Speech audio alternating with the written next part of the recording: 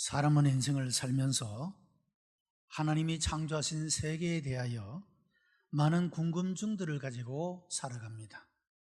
미시한 세계로부터 거대한 세계에 이르기까지 공부하며 살피며 많은 관심들을 기울이고 질문을 던지게 됩니다. 그리고 이 모든 것들의 창조자가 되시는 분에게 관심을 또한 기울이게 됩니다. 이 아름답고 신비하고 위대한 세계를 도대체 누가 만들었을까? 그 관심이 하나님에게로, 창조주에게로 나아가게 되는 것이야말로 창조주야말로 세상의 그 어떤 것보다도 비교할 수 없이 신비로운 존재이기 때문입니다. 성경은 말하기를 창조자는 스스로 있는 자라고 우리들에게 계시하여 주고 있습니다. 스스로 있는 분이기 때문에 그 자신을 우리들에게 드러내 보이지 않으면 아무도 그분을 알 수가 없기 때문입니다. 우리가 세상에서 가장 신비로운 분을 알고 그분을 믿으며 또한 그분의 사랑을 받고 산다는 사실은 얼마나 감격스러운 일인지 모릅니다. 오늘의 말씀은 하나님의 계시를 말씀해 주고 있습니다. 1절에서 6절은 자연을 통한 하나님의 계시를 말하고 7절에서 11절은 율법을 통한 하나님의 계시를 우리들에게 보여주고 12절에서 14절은 양심을 통한 계시를 말씀하고 있습니다. 기독교와 다른 종교의 차이가 여러 가지를 가지고 있지만 기독교를 가리켜서 계시의 종교다 그렇게 부릅니다. 계시라는 말은 숨은 것을 드러낸다라고 하는 뜻입니다. 다르게 비유하면 어느 통에 어떤 물건이 들었고 그 위에 뚜껑이 덮여 있으면 아무도 그 속에 무엇이 든 것인지를 알 수가 없습니다. 그러나 그 뚜껑을 열게 되면 그 속에 무엇이 있는지를 볼 수 있게 되고 알게 되는 것입니다. 계시라고 하는 것은 바로 이와 같이 뚜껑을 여는 것과 같은 그런 일이다 할 수가 있습니다. 하나님은 하나님 존재 자신에 대해서도 그리고 창조한 모든 세계에 대해서도 하나님께서 자기 자신을 스스로 계시는 그분이 뚜껑을 열어서 우리들에게 계시하여 주심으로 우리가 그 하나님을 알게 되고 볼 수 있게 되었다라는 말씀입니다. 인류의 역사에서 사람들은 많은 위대한 발견들을 합니다. 콜럼버스는 미 대륙을 발견했고 뉴턴은 만유 인력의 법칙을, 아인슈타인은 상대성 원리를 발견하게 됩니다. 이런 위대한 발견들은 우리의 삶을 더 진보시키고 발전시키며 우리의 삶을 더 풍요롭고 편리하게 만들어주는 결과를 나타내고 있습니다. 인간이 무언가를 만들어낸 것이 아니라 하나님의 창조 안에 있는 일을 발견함으로써 이와 같은 큰 유익함을 얻게 되었다는 말씀입니다. 그러나 아직도 발견하지 못한 것들이 얼마나 많은지 모릅니다. 인류는 그저 발견된 세계만을 알 따름이라고 하는 것입니다. 신앙의 세계도 마찬가지입니다. 아직도 우리가 알지 못하는 진리가 무한히 많이 있을 것입니다. 지금 우리는 하나님께서 계시하여 주신 진리만을 알 따름이라고 하는 것입니다. 우리는 때때로 계시되지 않은 진리를 억지로 알려고 호기심을 가지다가 잘못된 경우가 얼마나 많은지 모릅니다. 우리 주변에 있는 이단과 사이비가 바로 그런 모습을 가진 유의 사람들이라고 할 수가 있겠습니다. 예컨대 예수님께서 다시 재림하여 오시는 것은 초대교회로부터 모든 이들의 성도들의 관심사였습니다. 그러나 성경은 예수께서 오실 때의 징조들에 대해서는 말씀하고 있지만 예수님께서 언제 오신다에 대해서는 명백하게 밝히고 있지 않다는 것입니다. 그런데 호기심이 강한 사람들은 예수께서 오시는 것에 대한 궁금이 지나친 나머지 예수님께서 몇 년, 몇 월, 며칠 어디에 오신다, 이렇게 사람들이 발표하게 되었고, 그것은 여러 번의 그런 실수가 되고 사람들에게는 오히려 하나님을 알지 못하는 사람들에게 이 종말론은 하나의 거짓된 교리처럼 그렇게 사람들에게 오해를 가져오게 되었다고 하는 것입니다. 무엇이 문제입니까?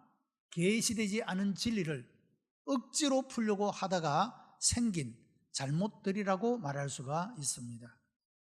여러분, 우리는 계시된 진리도 아직 우리는 완전하게 알지를 못합니다.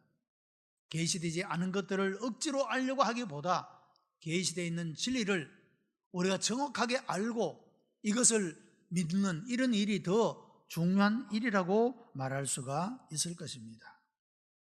여러분, 우리가 하나님을 알아갈수록 우리의 삶은 더욱더 풍요로워질 줄로 믿습니다. 사람들이 하나님이 창조한 세계에 대하여 발견하는 것들만으로도 인간의 삶을 얼마나 편리하게 만들고 아름답게 만들고 발전시켜 나가는데, 하나님 존재 자체를 알아가는 일은 더더욱 우리의 삶을 아름답게 만들고 풍성하게 만드는 일이 되어지기 때문이라고 하는 것입니다. 하나님은 자기 자신을 자연을 통하여 계시하여 주셨습니다. 본 시편의 처음 부분은 공간과 시간 속에서 하나님의 말씀이 들리고 하나님의 영광이 선포된다고 말씀하고 있습니다. 하나님이 지으신 모든 세계를 통하여 하나님이 우리에게 말씀하시고 하나님의 영광이 그 모든 만든 만물을 통하여 나타난다라고 하는 것입니다. 로마서 1장 20절에는 창세로부터 그의 보이지 아니하는 것들, 곧 그의 영원하신 능력과 신성이 그 만드신 만물에 분명히 보여 알게 되나니 그러므로 저희가 핑계치 못할지니라고 말씀했습니다. 피조의 세계인 자연 만물에 하나님의 신성이 나타나 있다는 것입니다. 이것을 가리켜 자연 계시다, 그렇게 표현을 합니다.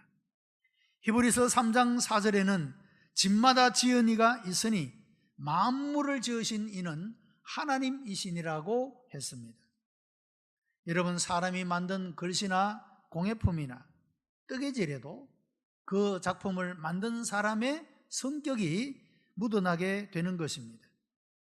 사람의 마음속에 있는 것들은 볼 수가 없지만 그가 표현해내는 것, 행동하는 것을 통하여 그 사람의 내면을 알 수가 있다는 것입니다. 작품을 통하여, 행동을 통하여, 말하는 것을 통하여 그 사람의 신앙과 인격의 내면이 드러나게 된다라고 하는 것입니다. 마찬가지로 스스로 계신 그 하나님, 그 하나님을 우리가 어떻게 알 수가 있는가? 하나님이 만드신 모든 만물을 통하여 그분이 어떤 분인가에 대해서 우리가 알 수 있게 된다라고 하는 것입니다. 우리는 창조의 세계를 통하여 하나님의 무한성을 발견하게 됩니다. 우주의 세계는 너무 광대하여 거리를 측정하기 위해서는 광년이라고 하는 단위를 쓰게 됩니다. 이 광년은 빛이 1년 동안에 가는 거리를 계산하고 있는 것입니다. 여러분, 빛의 속도가 얼마나 빠릅니까? 1초에 지구를 7바퀴 반을 도는 것이 빛의 속도입니다. 태양에서의 지구까지의 거리는 8분의 거리입니다. 이렇게 빠른 빛이 1년간 가는 거리가 1광년이 되는 것입니다. 우리 눈으로 볼 수 있는 북극성까지의 거리는 70광년이고 가장 가까운 은하수까지의 거리는 4000광년이 되어집니다. 은하수계의 거리는 10만 광년이 된다라고 말합니다. 그 안에는 태양 정도의 항성이 1000억 개나 존재하고 있다라고 이야기를 합니다. 거기에다가 우리가 볼 수 없는 은하계가 얼마나 많이 있는지 모릅니다. 여러분, 이런 세계를 우리가 생각해 보면 가히 하나님의 세계, 창조한 세계는 무한의 세계라 말할 수가 있고, 이 모든 것을 지으신 하나님 또한 무한하신 분이시다. 그것을 그의 작품, 창조의 세계를 통해서 우리가 알게 된다라고 하는 것입니다. 그의 존재에 있어서 처음도 끝도 없는 무한한 분이시며, 그의 능력에 있어서 다함이 없고 못할 것이 없는 무한한 능력의 주님이십니다. 그의 사랑에 있어서 독생자를 주시기까지 무한한 사랑이 바로 하나님의 속성임을 그의 모든 창조의 세계를 통하여 우리들에게 나타내 보여주고 있다는 것입니다. 또한 우리는 하나님의 질서성을 발견하게 됩니다.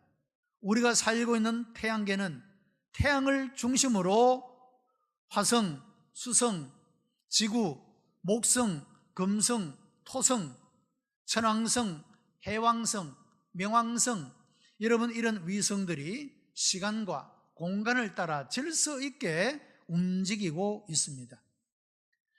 고린도서 14장 33절은 하나님은 의지로움의 하나님이 아니시오 질서의 하나님이시고 화평의 하나님이시라고 우리들에게 말씀해 주고 있습니다. 여러분, 사람들의 지혜가 얼마나 뛰어납니까? 하나님의 형상과 모양대로 지음을 받은 사람이 달에도 위성을 보냅니다. 화성에도 보냅니다. 여러분, 얼마나 놀라운 지혜입니까? 그런데 이 태양을 중심으로 한 태양계가 질서 있게 움직이지 않으면 절대로 달에 위성을 보내는 거나 화성에 보내는 일은 불가능하다 할 수가 있습니다.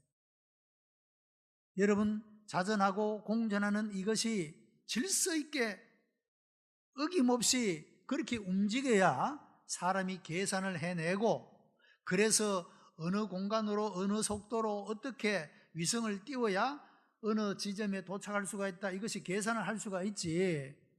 여러분, 달이 갑자기 가다가 갑자기 서 있거나 빠르게 가거나 무질서하게 움직이면 어떻게 그 일이 가능하겠느냐, 그 말씀이죠. 우리는 태양계의 모든 것들이, 항성들이 아주 질서 있게 움직이는 이런 모습을 통하여 하나님은 의지로움의 하나님이 아니시라 질서의 하나님이심을 발견하게 된다라고 하는 것입니다. 또한 이 지구 속에는 60억 가까운 인구들이 살고 있고, 동물과 곤충과 새와 물고기, 미생물 등 창조의 세계에는 생명체들로 가득 차 있는 것을 보게 됩니다. 이런 생명체들을 우리가 발견하고 바라보면서 또한 하나님은 하나님의 영원한 생명성을 가진 분이심을 우리가 발견할 수 있게 된다라고 하는 것입니다. 이 모든 것들이 바로 자연을 통하여 우리들에게 계시하여 주시는 자연의 계시, 이 자연의 계시를 통하여 하나님이 어떤 분이신가 하는 것을 우리들에게 보여주고, 우리는 그 하나님을 믿고 의지하고 사랑하며 그분의 뜻을 쫓아 살아감으로 그 하나님의 계획과 목적 속에 살아가는 존재가 된다라고 하는 것입니다.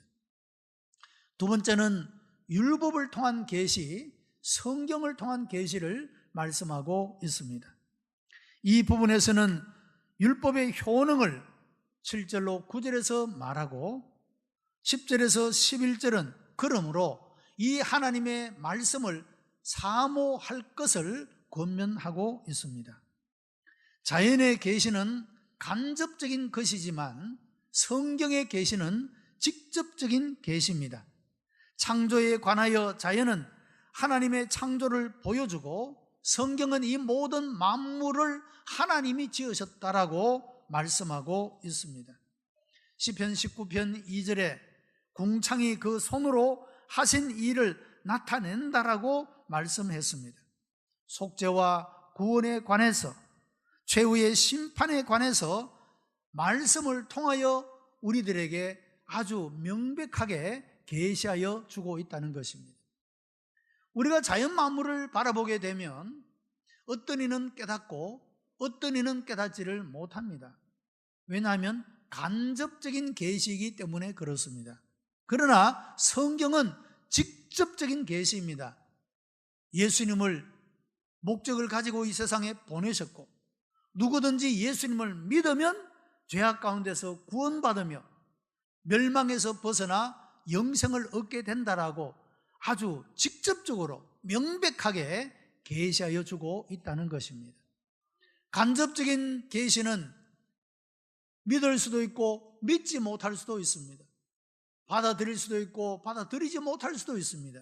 그러나 직접적인 계시는 이것을 받아들이기만 하면, 믿기만 하면 그 계시에 모든 것들이 성취되어질 수가 있다라고 하는 것입니다. 그래서 성경을 특별 계시라고 그렇게 부르기도 합니다. 본문에 계시된 하나님의 말씀의 효능은 영혼을 소성시키고 마음을 기쁘게 하고 눈을 밝게 한다라고 말씀하고 있습니다. 여러분, 우리의 영혼을 소생시키는, 우리의 영혼이 생기가 넘치는, 여러분 이런 삶을 살아갈 수 있게 하는 것은 세상의 다른 그 어떤 것들도 할 수가 없지만 하나님의 말씀은 우리의 영혼을 소생시킨다고 말씀합니다. 세상이 주는 즐거움이 여러 가지가 있지만 그러나 그 모든 것들은 다 임시적인 것이요 부패하고 타락한 것이지만 하나님의 말씀은 우리들에게 영원한 아름다운 기쁨을 주신다고 말씀하고 있는 것입니다. 여러분, 이 하나님의 말씀은 또한 우리의 마음의 눈을 밝혀준다라고 말씀하고 있다는 것입니다. 이와 같이 우리는 성경을 통한 하나님의 계시를 믿으며 말씀을 사랑하고 이 말씀을 사모함으로 이런 말씀의 은혜와 말씀의 능력이 우리의 삶 구석구석에 나타나고 역사하여 우리의 삶을 풍성하게 하고 아름답게 만들게 되는 이런 삶에 나아오라고 권면하고 있다는 것입니다. 오늘 예배드리는 우리 모든 성도들이 더욱더 말씀을 사랑하고 말씀을 통하여 주시는 계시를 통하여 우리들의 삶이 더욱더 풍성해지는 하나님의 은혜가 있게 되기를 축복합니다. 세 번째는 양심을 통한 계시를 말씀하고 있습니다. 자연 계시나 성경의 계시는 객관적인 계시입니다. 그러나 양심의 계시는 주관적인 계시인 것입니다. 우리가 하나님의 계시를 완전하게 알기 위해서는 객관적인 계시와 더불어 주관적인 계시를 겸비해야만 우리가 완전한 계시를 받게 되는 것입니다. 객관적인 계시가 아무리 명백한다고 하더라도 주관적으로 내가 믿고 받아들이지 않으면 나에게 의미가 없는 것이 되기 때문입니다. 주관적으로 확신을 가진다고 하더라도 객관적으로 인정을 받지 못하면 미신적인 것이 되기 때문이라고 하는 것입니다. 여러분, 이단과 사이비의 교리들이 그런 것들입니다. 그들은 잘못된 교리를 이야기를 합니다. 그것은 자기 주관은 있을지 몰라도 이것들은 객관적으로 인정을 받을 수가 없기 때문에 그렇습니다. 그래서 우리의 믿는 믿음이 참된 믿음, 온전한 믿음이 되기 위해서는 객관적인 진리와 더불어 주관적인 진리를 겸비하는, 여러분, 이런 하나님의 계시 안에 있을 때 우리의 믿음은 온전한 것이 되어질 수가 있다라고 하는 것입니다. 양심이라는 말은 영어로 conscience라고 하는 말입니다. 이 말은 같이 감각한다, 그런 뜻을 가지고 있습니다. 상식이라는 말은 common sense라고 말합니다. 역시 같이 감각한다, 같이 느낀다, 그런 의미를 가진 말입니다. 여러분, 이 양심과 상식이라고 하는 것은 동양인이나 서양인이나 옛날이나 지금이나 동서고금을 막론하고 모든 사람들에게 공통된 것이다 말할 수가 있는 것입니다. 법으로 규정하지 않아도 양심과 상식은 선인지 악인지를 가르쳐 주고 느끼게 한다라고 하는 것입니다. 여러분, 국회가 하는 일은 법을 만드는 일을 합니다. 입법기관이죠. 그런데 여러분, 우리의 사회가 얼마나 부패하고 타락했는지 모릅니다. 가장 건전하고 가장 건강한 여러분 사회는 양심이 통하고 상식이 통하는 사회가 되어야 합니다. 그런데 이 상식이 무너져 버리고 양심이 화인 맞아서 부패하였기 때문에 법은 자꾸 만들어내야 합니다. 사람들 간에 어떤 충돌이 생길 때 충분히 내 양심이 이건 내가 잘못한 것이야, 충분히 깨달을 수 있음에도 불구하고 자기는 잘못이 없다라고 말합니다. 그러면 법이 판단할 수밖에 없는 것이죠. 그리고 우리나라는 법정주의이기 때문에 법에 정해놓지 않으면 죄가 되지를 않습니다. 그래서 우리가 볼 때 명백하게 죄인데도 법에 죄라고 규정하고 있지 않기 때문에 죄가 아닌 것들이 얼마나 많습니까? 그래서 수없이 법을 만들어야 됩니다. 세세한 부분까지 이것은 죄라고, 이것은 얼마만큼의 형벌을 받아야 할 죄를 규정하고 있는 모습을 보게 됩니다. 여러분, 양심대로 살지 못하고 상식이 통하지 않는 사회가 얼마나 복잡하고 불편하고 그리고 법 해석을 달리함으로 얼마나 많은 사람들이 공평한 대우를 받지 못하고 부당한 대우를 받게 되고 불의를 경험하게 되는지 모른다고 하는 것입니다. 상식과 양심이 통하지 않는 사회는 이와 같이 복잡하고 불편한 그런 삶의 결과들을 낳게 된다라고 하는 것입니다. 여러분, 양심은 하나님의 계시의 장소입니다. 정결한 양심을 가지고 있으면 하나님의 계시가 그 속에 머물러 있게 되는 것입니다. 마태복음 5장 8절에는 마음이 청결한 자는 복이 있나니 저희가 하나님을 볼 것이요 라고 말씀을 했습니다. 그러나 이 양심이 죄로 인하여 더러워지면 그 기능을 상실하고 하나님의 계시를 잃어버리고 마는 것입니다. 여러분, 양심은 안경이나 거울과 같은 것입니다. 안경에 서리가 많이 끼게 되면 아무것도 보이지 않습니다. 마찬가지로 여러분, 우리 양심에 죄가 끼게 되면 그 양심의 기능을 발휘하지 못하게 되는 겁니다. 하나님의 계시를 볼 수가 없게 된다, 그 말입니다. 사랑하는 성도 여러분, 양심은 하나님의 계시의 장소이고 마음이 깨끗한 자는 하나님을 본다라고 했습니다. 우리 모든 성도들이 이 죄악된 세상에 물들지 않고 이 죄악된 세상과 타협하지 않고 깨끗한 양심을 가짐으로 여러분의 모든 삶의 영역에서 하나님을 보는 은혜가 있게 되기를 바랍니다. 하나님의 그 얼굴을 보는 일은 우리들에게 얼마나 큰 은혜요, 영광이요, 기쁨이요, 보람과 의미가 되는지 모릅니다. 하나님은 그 은혜의 얼굴을 비추사 모든 그를 앙망하는 자들에게 은혜를 주시기를 원하시고, 하나님은 그 얼굴을 향하여 드사 평강 주시기를 원한다고 말씀하고 있습니다. 깨끗한 양심을 가지고 하나님의 계시 안에 살아가는 사람은 이와 같이 항상 하나님의 은혜의 얼굴을, 평강의 얼굴을 대하는 복된 삶이 되어질 수가 있다라고 하는 것입니다. 우리 모든 성도들이 이와 같은 복된 사람들이 되시기를 바랍니다.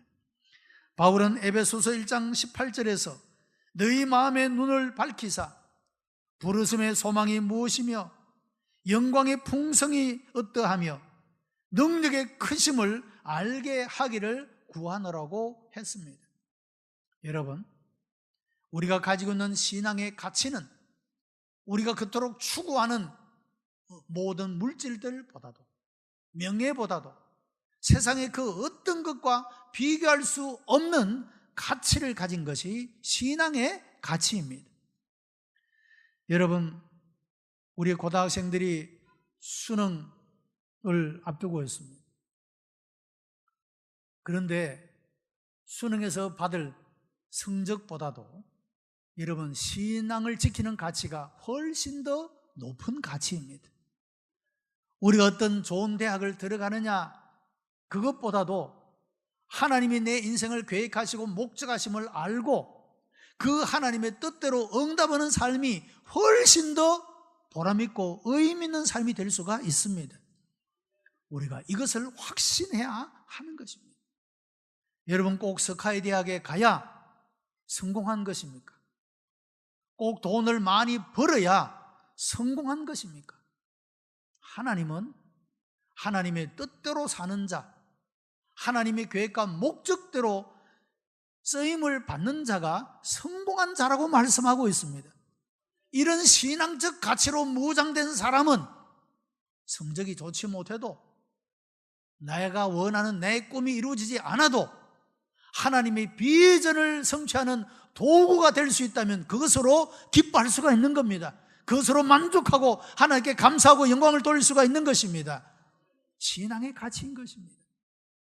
우리의 양심에 비춰주신 하나님의 계시를 깨닫고 우리 모두가 다 우리 스스로 자학하고 우리 스스로 자괴감에 빠지는 이런 모든 마음에서 벗어나서 하나님의 계시를 통하여 신앙의 가치를 발견하는, 그러므로 우리의 삶이 참으로 하나님 보실 때 아름답고 가치 있고 영광스러운 삶을 확신하고 이 하나님의 계시 속에서, 확신 속에서 우리 인생의 삶을 걸어가게 되기를 바랍니다. 우리는 이 아름다운 시편에서 자연을 통해서, 성경을 통해서, 양심을 통해서 계시하시는 하나님의 계시를 보았습니다. 우리 마음으로 하나님의 세계를 인식하고 그 아름다운 이름에 감사하며, 그리고 계시의 풍요를 바라보며 우리의 삶이 하나님을 알아갈수록 우리의 삶이 풍요로워질 수 있다는 사실을 확신하고 더욱더 하나님을 앙망하며 하나님을 알아가는 복된 성도가 다 되시기를 주님의 이름으로 축복합니다. 기도하십시다. 은혜가 풍성한 하나님, 감사와 찬송과 영광을 하나님 앞에 올려드립니다.